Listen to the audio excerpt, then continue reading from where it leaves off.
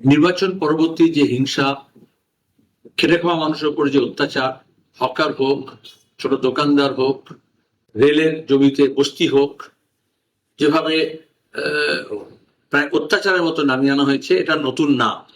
আমরা আসাম থেকে গুজরাট পর্যন্ত এটা দেখেছি। আসলে জয় হয়েছে আদানি আম্বানি।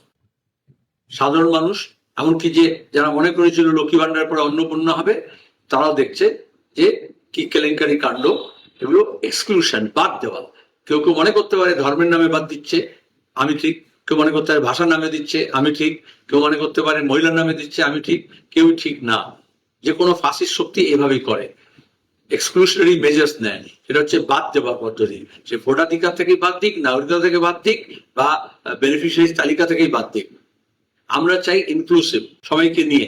এছাড়াও আমরা দেখছি যেভাবে তোমার বিরোধীদেরকে অন্যায় করেছে আমরা জানি, দুর্বৃত্তরা জানি, চোর জোচ্চোর কাটমানি, কিন্তু এই যে সাময়িক উত্তেজনার আগুন পোহাতে হচ্ছে, সেটা তো আমরা দেখেছিলাম 19-এ জেতার পরেও, কয়েকটা আসন পাওয়ার পরে কাটমানি নিয়ে এরকম অনেক হইচই করা ছিল। তারপরে আর 6 বছর ধরে কিচ্ছু হয়নি।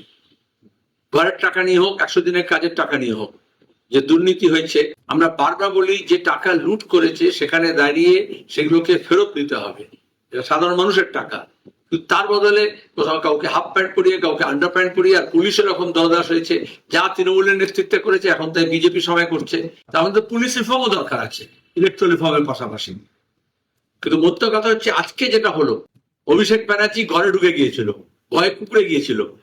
মানুষের ঘৃণা আছে, রাগ আছে, ক্ষোভ আছে, কিন্তু এই যে পচা ডিম ছোড়া হবে, চোর চোর বলে চিৎকার করা হবে, আসলে যে তৃণমূল গুরুত্ব হারিয়েছে তাকে আবার গুরুত্বপূর্ণ করার চেষ্টা করা হচ্ছে। কারণ আরএসএস বলে দিয়েছে।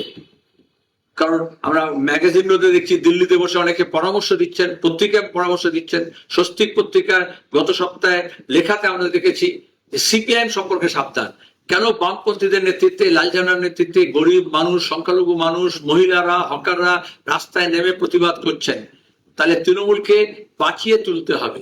দরকার হলে যে ক্র্যাশের দরকার হচ্ছে, বা জেড ক্যাটাগরি তোমার সিকিউরিটির দরকার আছে, বাহিনীর দরকার আছে, সেগুলো দিতে হবে।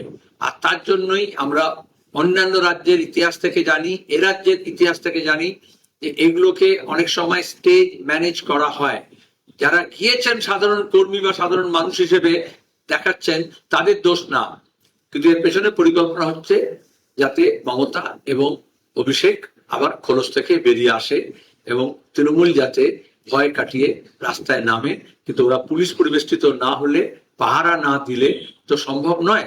সেই জন্যই বিজেপি সেই ব্যবস্থাটাই করবে।